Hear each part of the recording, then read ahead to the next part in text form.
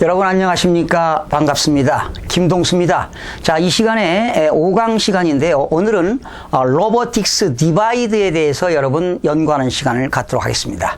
이 로보틱스 디바이드라고 하는 것은 직역하면 로봇 공학의 어떤 격차를 말합니다. 자, 이 이야기는 이제 사람들이 만든 로봇가 등장으로 인해서 이런 빈부격차가 심해지는 것을 우리는 로보틱스 디바이드라는 용어인데요. 이런 것들이 지금 신종 용어로 떠오르고 있는 겁니다.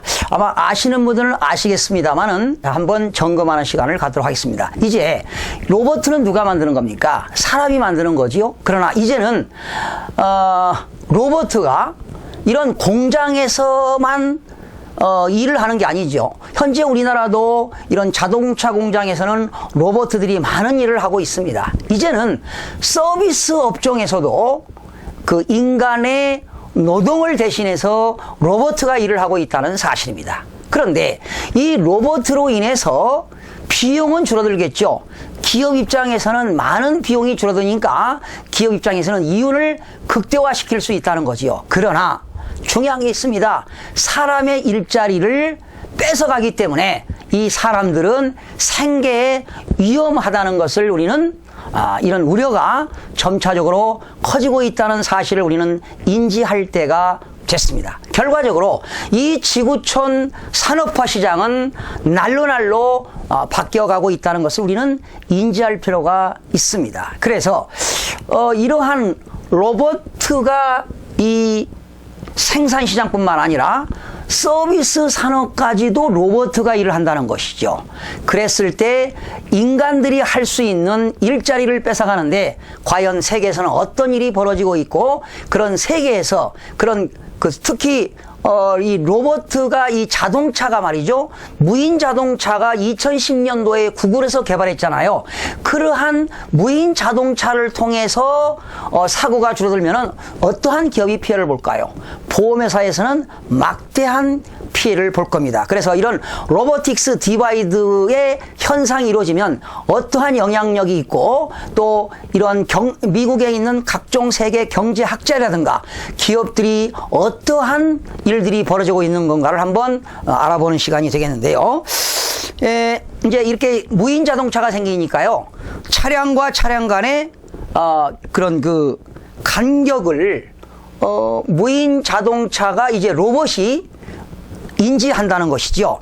그래서 결과적으로 이 무인 자동차가 속도를 조절해서 운행을 한다는 것입니다.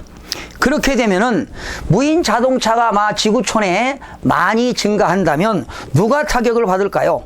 이 자동차 보험회사가 막대한 소비의 수요가 급감할 우려가 있을 것이다. 염려하고 있는 거지요.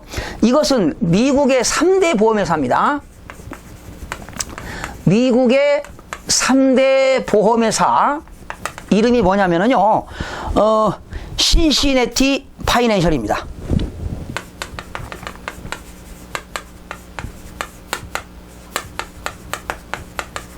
신시내티 파이낸셜이라고 하는 미국의 보험회사가 이런 얘기를 했습니다. 이런 자동차, 무인 자동차에 센서가 이제 부착된 무인 자동차가 증가하게 되면 이런 자동차 보험의 수요가 급감할 것이다. 그래서 지금 이러한 미국의 보험회사들이 상당히 우려하고 있다는 사실입니다. 또 영국의 보험회사가 있어요. 가디언즈라고 하는 영국의 보험회사입니다. 영국 보험회사. 이 가디언즈라고 하는 영국의 보험회사에서는 무엇을 걱정하고 있느냐? 이제는 운전 미숙이나 졸음운전, 음주운전 등 인간들의 부주의 덕분에 보험회사에서 많은 돈을 벌여왔는데 이제는 무인 자동차로 인해서 기업의 이런 보험회사들은 큰 재앙이 올 것이다. 보험회사들은 이러한 큰 재앙이 올 것이다. 왜? 교통사고가 줄어들면 결과적으로 자동차 부품업계도 큰 타격을 입게 되고 자동차 수리업계뿐만 아니라 자동차 부품업계도 큰 타격이 있다라고 이야기하고 있습니다. 또 이 미국에 있는 MIT 경제학과 교수가 있습니다. 데이비드 오터라는 교수가 이런 얘기했습니다. 이제는 로봇과 자동차 기술은 아무 일자리나 닥치는 대로 없어지는 게 아니라 이제는 자동차, 휴대전화 같은 첨단 제조업이나 이제는 법률 서비스, 이런 로펌 회사에서 전문 변호사들이 대법원 판례를 찾아봐야 되는데, 이러한 대법원 판례나 또 이런 회사, 공인회계사 사무실에서 격리들이 할 일들을 이제는 로봇가 한다는 것입니다. 법률 서비스, 격리, 회계 등 중산층 일자리가 타격이 될 것이다. 이렇게 해서 데이비드 오터 MIT 경제학과 교수가 이 얘기했는데요. 현재 미국에서는요, 이 로펌에서도 말이죠, 이런 판례를 찾는 것은 로봇들이 현재 일을 하고 있다고 합니다. 그러니까 이제는 법률 전문가들도 이제는 타격이 온다는 사실이고요. 또 그런 회계법인, 공인회계사 회계법인 그런 데서도 이런 격리 업무를 로봇가 직접 장부를 기장하고 있다는 사실에 우리는 놀라지 않을 수가 없습니다. 미국의 이런 정보기술 컨설팅 업체가 이런 얘기 했습니다. 미국의 가트너라고 하는 미 정보기술 컨설팅 회사인데요. 로봇과 인공지능, 자동화로 향후 10년 이내에 전 세계적으로 일자리가 3분의 1가량이 줄어들 것이다. 자, 이제는 저성장 시대이면서도 이런 로봇가 등장하니까 우리 인간들이 편하게 살 수 있다라고 생각했지만 이제 일자리가 줄어든다는 것에 대해서 큰 심히 걱정이 되겠습니다. 영국에 있는 옥스퍼드 대학에서는요, 향후 20년 내에 현재 일자리 절반이 기계로 대체될 것이다. 이렇게 이야기했습니다.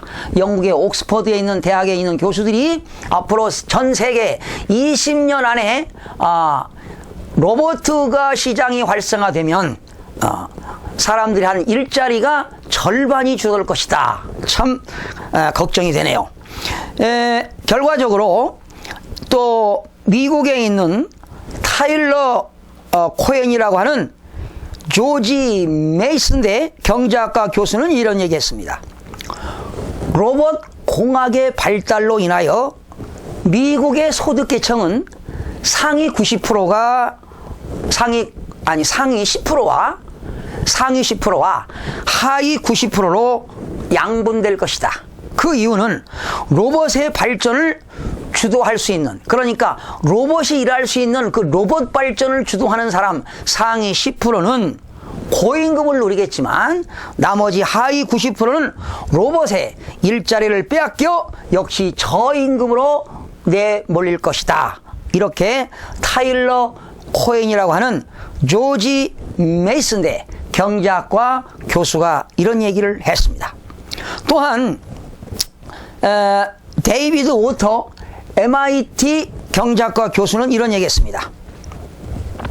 이제 경제학자들이 걱정하는 것은 이런 로봇가 인간의 노동력을 대체하는 것이 아니라 바로 로봇이 불평등을 심화시킨다. 인간의 불평등을 심화시킨다는 겁니다.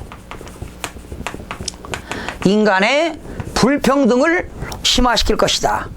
그래서 미국에서 지난 지금 2015년이니까 2000년도부터 지금까지 2015년 약 15년 동안 임금 상승이 정치되고 있었다는 것이죠.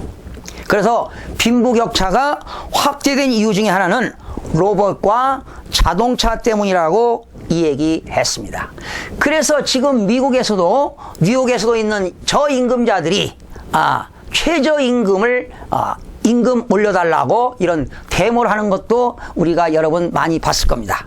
이제는 과거에 IT 혁명이 확산될 때는 그런 IT를 제대로 활용한 계층은 역시 소득이 늘어났지만 IT를 잘 이용하지 못하는 사람은 소득이 줄어든 것만은 사실입니다. 앞으로 로보틱스 디바이드로 인해서 이걸 잘 활용하는 사람들은 상위 10% 되겠고, 이것을 활용하지 못하는 사람은 하위 90%는 저임금에서 헤맬 것이고, 그리고 일자리가 대대적으로 줄어들 거라는 그러한 이야기를 하고 있습니다. 과거에 이런 정보격차라는 게 뭡니까? 정보격차. 디지털 디바이드죠? 디지털 디바이드. 이게 바로 뭐냐? 디지털 시대는 이런 정보 격차가 지금도 많이 생기고 있는 것만은 사실입니다. 이런 인터넷을 통해서 수익을 극대화시키는 사람도 있지만, 인터넷 활용을 못해서 점점점 수익이 이런 오프라인이라든가 전통시장들이 자꾸 수입이 줄어든 것들이 바로 이런 디지털 디바이드 때문에 해당한다고 볼 수가 있습니다. 자, 오늘은 신종 용어입니다. 디지털 디바이드에서 이제는 로보틱스입니다. 로보틱스 디바이드. 바로 이것은 로봇으로 인해서 로봇공학 격차라고 하는 것은 로봇가 사람 대신에 이런 공장뿐만 아니라 서비스 업종에서도 인간의 노동력을 대신하기 때문에 로봇으로 인해서 많은 비용은 줄어들지만 사람의 일자리는 빼앗겨 생계를 위협할 수 있다는 그러한 것들이 로보틱스 디바이드라는 겁니다. 그러면 여러분, 우리는 여기서 무엇을 얻을 수가 있을까요? 많은 세상이 변하고 있다는 것입니다. 이렇게 세상 그런 트렌드에 따라서 시대 환경과 사회 환경 변화에 따라서 우리 인간도 적응을 해야만이 성공적인 삶을 살 수 있을 거라고 감히 말씀드리면서, 오늘은 로보틱스 디바이드, 로봇 공학 격차에 대해서 학습해 봤습니다. 여러분, 다음 시간에 건강한 모습으로 여러분 찾아뵙겠습니다. 대단히 수고하셨습니다.